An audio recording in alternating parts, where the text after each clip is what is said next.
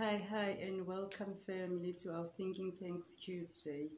So, for today, like any other Tuesday, you all know what to do. On Tuesdays, what we do is we look at current affairs in South Africa and sometimes around the world, or what's been happening.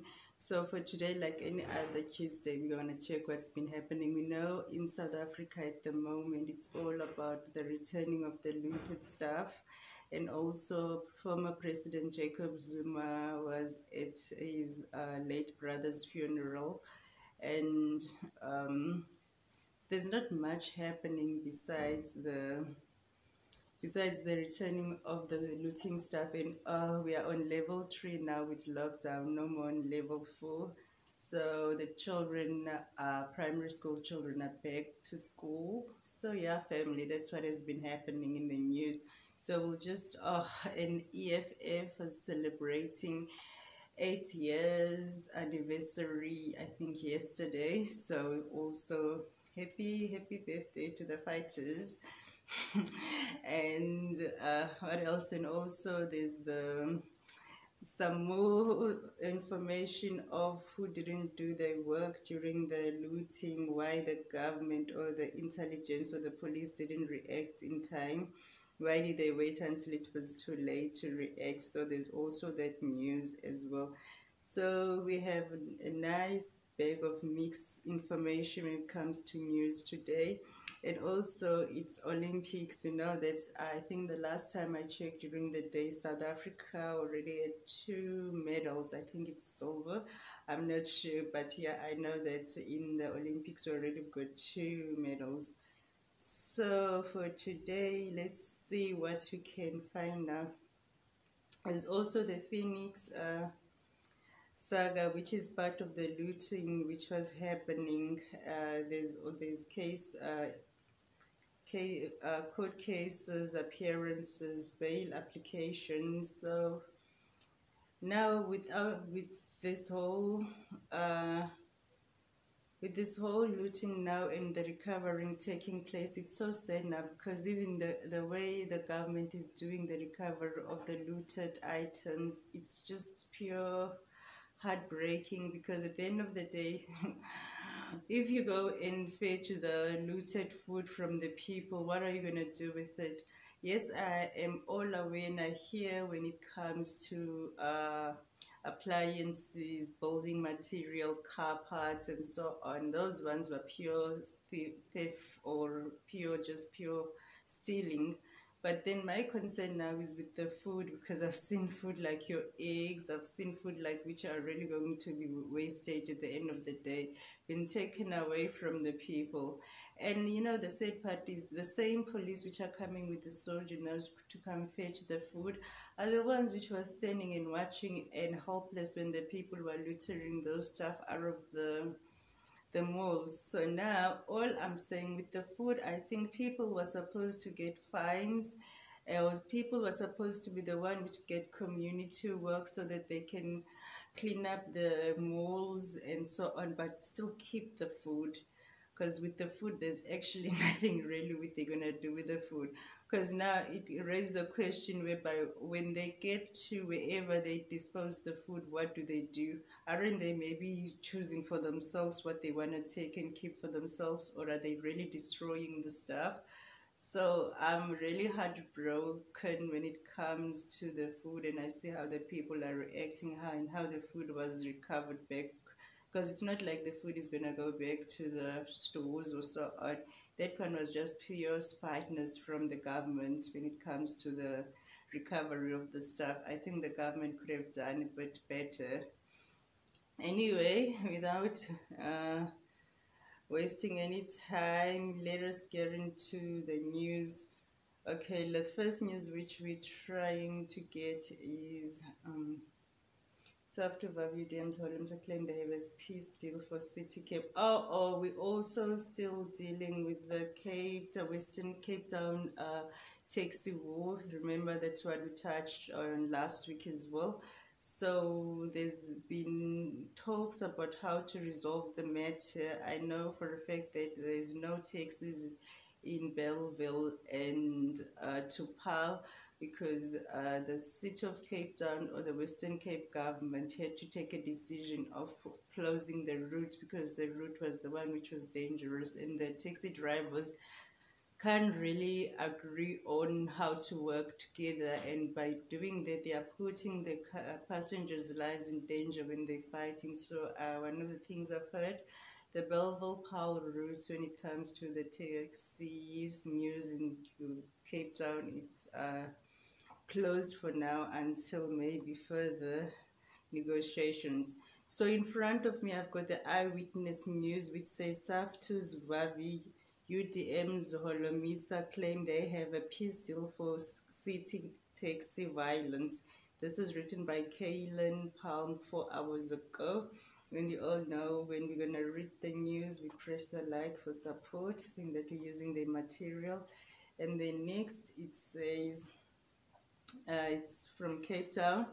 Political and union heavyweights have intervened in finding solutions to the ongoing conflict between two warring taxi associations in Western Cape. SAFTA General Secretary Zwelinzima Vavi and UDM leader Bantu Holomisa believe that they have a potential peace deal on hand. The conflict between Codeta and Kata has seen 24 deaths and 29 people wounded this month alone. The Western Cape government is yet to comment on the latest talks. Vavi said that they had met with associations from Saturday up until Monday to work through the issues between the two bodies. We are now at a point where they have agreed that the document circulated is the only way forward, Vavi said. The document he was referring to included a list of concerns that Codeta and Kata had highlighted, mainly about the Paarl to Belleville route, such as who could operate on this route and load passengers at certain points. We've got to return to normality. We've got to ensure the whole concept of no-go areas for other taxi associations belong to the past. But when that happens, it must be done cooperatively. He said that the document had been sent to Transport Minister Fikile Mbalula, Police Minister Bheki Cele, and Western Cape Transport MEC Dylan Mitchell for consideration. So that's all we have on the taxis in the Western Cape. So we know that there's been a lot of talks how about the taxis. As I said, there was a route which was closed, the Belleville Paarl route. So I can't really hear what is Vavi's solution. So the document, which I don't know where can I find the document, is the one which has got the information. So the next story which we have, let's see. COVID-19 vaccines now. Hey, Julius Malina. There's not much happening today. Popro rejects public sector wage increase of 1.5. Now Trans declares force majeure over cyber attack and sabotage. Quad complete with Roberts Malima's kids are lucky. 6 million Argentina stands. Strong Africans broadly in ICU after undergoing heart surgery. As I say, like COVID-19, say hope. Okay, yes, something else. It's still about the looting. And this is also from Eyewitness News. It says ANC Huleni Ward Councillor believed to be among instigators of recent unrest. Okay, this is by T.D. Madia. It was written an hour ago. So let's see what it says here. It was from Johannesburg. An African National Congress ANC Ekurhuleni Ward Councillor is believed to be among those arrested for the recent widespread looting. It's understood the ward council from Davidson was among those who looted a local bottle store at shopping mall in the area. 2 weeks ago, violence and widespread pillaging of various shopping malls rocked parts of KwaZulu-Natal and Gauteng. This has resulted in deaths of more than 300 people. The ANC in the region has confirmed to Eyewitness News that one of its representatives in the council has been taken into custody by Regional Secretary Thembinkosi Mnisa said it was waiting formal charges to confirm. The ANC Ekurhuleni has started discussing the implications of having one of their own linked to the widespread looting. Mnisa said while the party knows the councillor has been arrested, it cannot confirm why as yet. He said officials in the region are waiting to see how the matter played out. As far as law enforcement is concerned, if indeed it is true, we'll have to apply a step-aside rule of the ANC and we'll have to put him through disciplinary hearing. Mnisa said the party does not want to be accused of targeting any of its members. This is as the Democratic Alliance in the region has called for the full mighty of the law to be used in dealing with councillors should he be found guilty.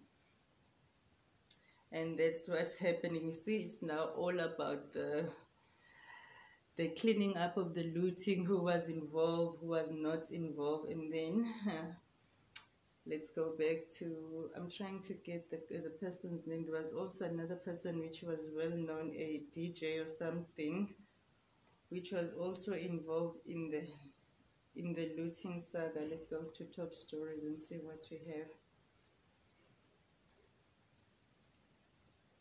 But today's news, it's all about the aftermath of the looting. SA youngest Olympic athlete Boipelo are forced to withdraw after. Okay, this is 2 hours ago. Again, it's Eyewitness News. It says South Africa's youngest Olympic athlete Boipelo are forced to withdraw after injury. We didn't know that one, and this was written 2 hours ago, and it is written by Palesa Maneleng. Remember, we said we're in the Olympics now, remember? So this is the latest which we have from the Olympics. South Africa's youngest representative at the Tokyo Olympic Games, Boipelo Auya, has been forced to withdraw after fracturing her pelvis while practicing for the women's street competition. Wow. The 15-year-old Northern Cape High School pupil was Africa's only representative in the women's street skateboard event. Awa has been ordered to rest for at least 6 weeks. There's not much they can do to mend it for now, and as long as it pelvis don't snap, I'll be okay. But I have to sleep on my back and spend time lying down. Standing up and walking her, she said in an interview. The skater from Kimberley never thought about the extent of her injury until she was ordered to rest for at least 6 weeks. It was just a normal fall during practice. I got back on the board and it was sore, but not too sore. It was only afterwards that it got worse, and the doctor had a look at it. It's sore now though. Skateboarding made its debut appearance at this year's Olympic Games. Howard and fellow South African Brendan Fallius were part of the group of 80 skaters who were itching to write their names into history. Val Jalo competed with broken wrist in the men's street competition. He acquired his injury while training in Tokyo. Injuries are part and parcel of what we do. Other people damage their eyes by looking at the screen too much. We damage our bodies. The 23-year-old Brendan Valjalo came 18 in the men's street competition on Sunday. Both Valjalo and Awayo were heading back to South Africa on Tuesday. So yeah, that's what is happening in the Olympics so far. Silver lining, Tajana Schoonmaker lands SA's first Olympic medal. So I'm not sure how many medals we have so far. Let's just see. This was an hour ago, and this is DM. I think this is Daily Mavericks. Silver lining, Tajana Schoonmaker lands SA's first Olympic medal. Hopes it can boost country's morale. And it's by Young Ngasilembe, and it was written an hour ago. Oh gosh. So it says Schoonmaker made a splash when she won South Africa's first medal of the Tokyo 2020 Games and inspired Chetla Close in the process. Having qualified for the 100-meter breaststroke final by breaking the Olympic record for the distance and heading into the showdown as the fastest qualifier, Schoenmaker was the favorite to emerge from the water with gold in Tokyo. As it was, she only managed silver, with American teenager Lydia Jacobi edging the 24-year-old to first place. Schoenmaker, who led the pack at one point, touched the wall in uh, 1 minute and 5 seconds. I'm not sure. Behind Jacob, Lily Kim, the world record holder and gold medalist in Rio 2016, finished third. Schoenmaker was still beaming with pride after winning her first Olympic medal on a Games debut, as well as clinching South Africa's first of the 2020 edition. It was amazing. We knew we were going to have a tough race going into the final. I cannot complain. I've been happy since the heats, obviously, she said. Schoenmaker came into the competition seeded fourth in the 100 meter as opposed to being the number one seed as she is in the 200 meters. This is just pulled news. She said she was ecstatic about earning a place on the podium with all of this considered. My 100 wasn't seeded as well as the 200. I've always wanted to do really well in the 100, but I didn't expect to do this amazing. Earning a first medal, I'm very happy. Added the swimmer who was a double gold medalist at the 2018 Commonwealth Games. Schoenmaker is only the eighth South African woman to win an Olympic medal since the country was welcomed back to international sporting stage following the abolition of apartheid. The 24-year-old hopes her being the first female South African swimmer to win an Olympic medal since Penny Hines took bronze at Sydney 2000 will lift the morale of the country, which has been plunged into grins in recent weeks. You know what happens. Looting and public violence brought parts of KwaZulu-Natal and Gauteng to a standstill, and racial tension has reared its ugly head in the process. This medal means a lot to me, especially if I can try to bring hope to our country. We are not going through the best of times at the moment. If this can give a slight bit of hope for anyone out there to know that we can do it as South Africa, I'm happy,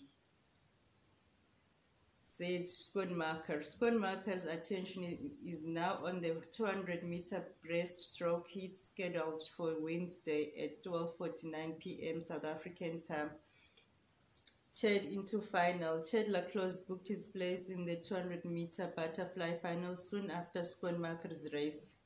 So South Africa seems to be doing well. Chad Laclos, after the 200-meter butterfly semi-final on day 4 of the 2020 Olympics at the Tokyo Aquatics Center on 27 July 2021. The 2012 Olympic champion had suffered a scare in the hist on Monday, taking the last qualifying spot for the semi-finals. He competed in the first of the two semis and made sure he reached the final with a start-to-finish win. It was dominant performance from the South African, who admitted not to getting it right in the hearts. He qualified for the semi-finals as the 16th fastest out of 16, but was much sharper in the semis. He qualified third fastest overall behind gold medal favorite Christoph Milak of Hungary and Brazil's Leonardo Dacure. Tajana gave me some motivation. It's the Olympic Games, guys. I took it for granted yesterday.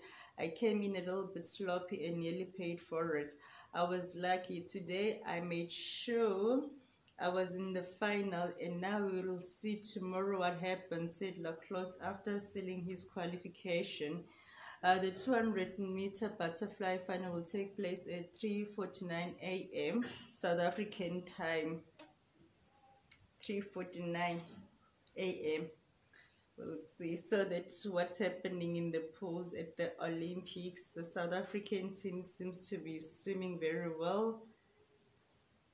So that's good.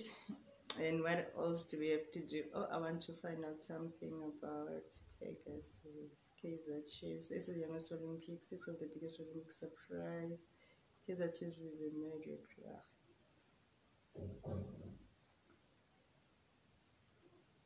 Okay, back, okay. So Miss and Pearl Tuesday hates SA Olympic team Safari questions.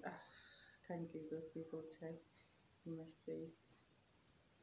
I think there's not much. Okay, let me just check for ones which I want to find out now. Pegasus.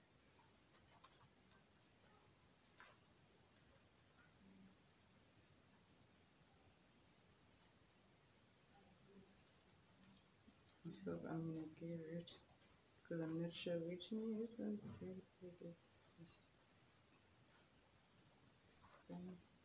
Because I know that our president was also involved. See what we can find. Israel Pegasus spyware saga sold diplomatic groups 5 hours ago. I think we are good. This is the one which you want. Okay. I'm not going to do much of news today. I don't want to push it. So this, which we've got in front of me, is from CNBC, which is the international American. It's also a news, online news station or channel. This was published Tuesday, July 27. 4 hours ago, updated 4 hours ago. World politics, it says here, Israel Pegasus spyware saga also diplomatic ropes in Africa. Remember? Okay, this one says an intelligence leak has alleged that agencies have been using Israel company NSO Group's Pegasus software to monitor the phones of thousands of politicians, dissidents, journalists, business executives, and various public figures around the world. NSO Group has staunchly denied the claims, arguing in several lengthy rebukes that the investigation includes uncorroborated theories based on misleading interpretation of leaked data from accessible and overt basic information. NKC African economics analyst Franco Conradi said the revelations will inevitably have some impact on international relations. Okay. The Pegasus spyware, I wish I could show you guys the picture in front of me. So the picture in front of me, they've got Rwanda President Paul Kagame and South African President Cyril Ramaphosa attend a session during the World Economic Forum annual meeting on January 24, 2019 in Davos, Eastern Switzerland. But then, yeah, because South Africa got involved in this Pegasus through Rwanda. So it wasn't really directed to South Africa, it was Rwanda, and then from Rwanda, our president was over there. Okay, let's go back. The Pegasus spyware saga has embroiled several African governments and could prompt further diplomatic fallout. Experts have suggested an intelligence leak has alleged that agencies have been using Israel company NSO Group's Pegasus software to monitor the phones of thousands of politicians, dissidents, and journalists, business executives, and various public figures around the world. The investigation, conducted by a non-profit group Forbidden Stories along with Amnesty International, the Washington Post, and 16 other news organizations, alleges that the military-grade spyware was used to hack and surveil target smartphones from afar.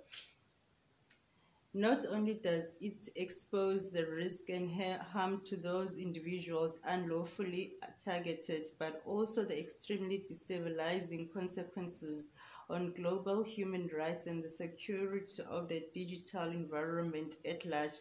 Amnesty International Secretary General Agnes Callamard said in a statement Friday, NSO Group is just one company. This is a dangerous industry that has operated on the edges of legality for too long, and this cannot be allowed to continue. NSO Group has staunchly denied the claims, arguing in several lengthy rebukes that the investigation includes corroborated theories based on misleading interpretation of leaked data from accessible and overread basic information. NCO said the spyware is used only to surveil terrorists and other criminals and denied that the leaked list of around 50,000 phone numbers had anything to do with the company. Macron and Morocco. French President Emmanuel Macron has changed his phone number and called on Israel Prime Minister Naftali Bennett to pursue an inquiry into the allegation raised in the report, which indicated that Macron was being surveilled by Morocco.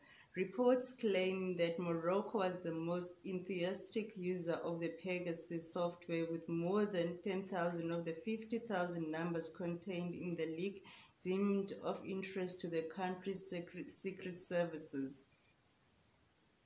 The phone numbers of several journalists now jailed in Morocco also were divulged, along with those of former French Prime Minister Edouard Philippe and European Council President Charles Michel and WHO Director General Tedros Adhanom Ghebreyesus. Hope I'm saying the name right. NSO Group has denied this, claiming the likes of Macron, Ghebreyesus, and Morocco's King Mohammed, who also appeared on the list, had never been targets. Come on, let's hear about our president. The Moroccan government has denied using Pegasus spyware, calling the reporting mendacious, massive, and malevolent media campaign. A government spokesman also told the UK's Guardian newspaper that the allegations were unfounded and said Amnesty International had been incapable of proving any relationship whatsoever between Morocco and the aforementioned Israel company. However, NKC African economic analyst Franco Conradi said the revelations will inevitably have some impact on international relations. Morocco depends to a high degree on French diplomatic support in advancing its interest in multilateral fora like the UN, and may now find its former friends in the Quad was less inclined to be helpful, he said. Ramaphosa and Rwanda. South African President Cyril Ramaphosa's number also appeared on the list, allegedly targeted by Rwanda. Relations between Kigali and Pretoria have been somewhat strained since exiled former Rwandan intelligence chief Patrick Karegeya, a critic of President Paul Kagame, was assassinated in Johannesburg in 2013. However, the two countries have been working to restore bilateral relations, and Rwanda Foreign Minister Vincent Biratu met with South African counterpart Naledi Pandor in Pretoria last month to discuss cooperation on various regional issues. The Guardian reported that Ramaphosa appeared to have been selected for surveillance in 2019.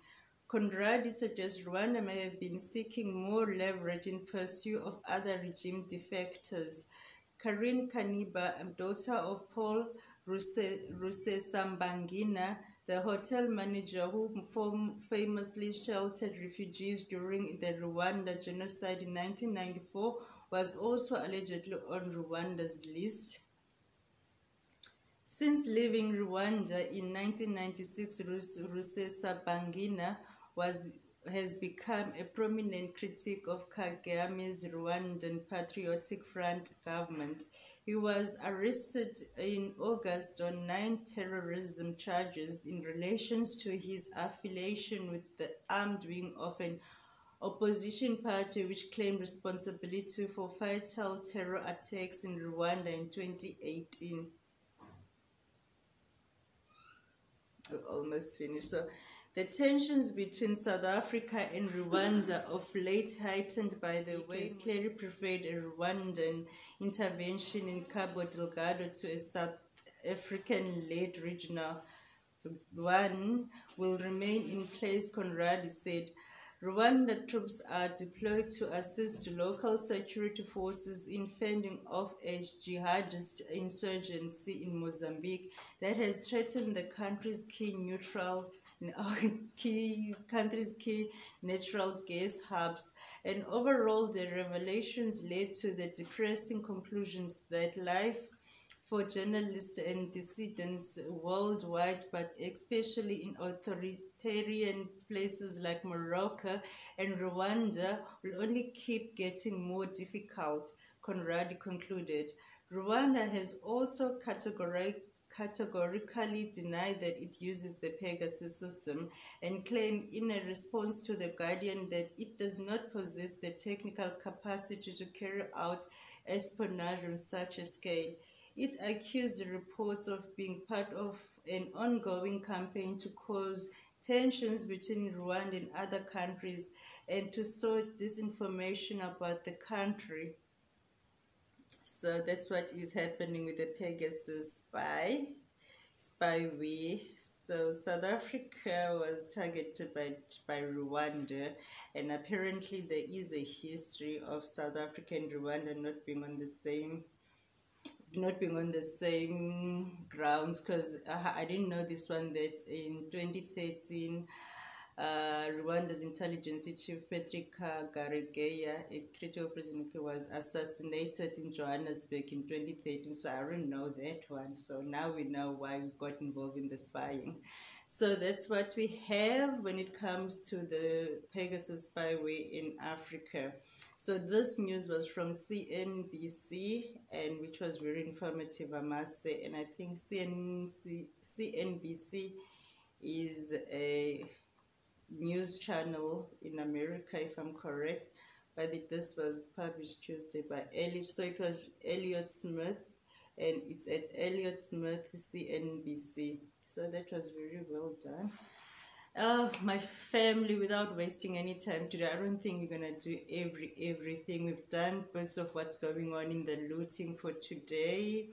We know that the schools are open. The most interesting part, which I really wanted to find out, was the spying and the spy tapes, or what's the Pegasus spying we all about. So we found out what was that one all about, and also look at what's happening in the news and how we're doing with the Olympics. So that one we are done. There's not much, there's just the cleaning up, and I don't feel like reading how the people, I feel like they've been unfairly treated when it comes to their stuff being taken back, because that one I still feel like something was supposed to have been done.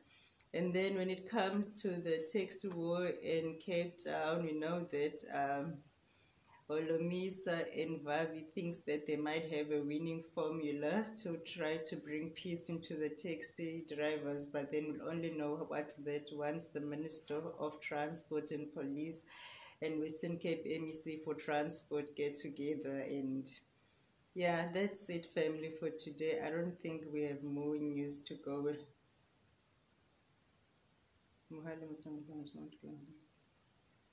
So I don't think we have any more. We did say it was EFF's birthday. So we did say happy birthday to them. There's always more news going on.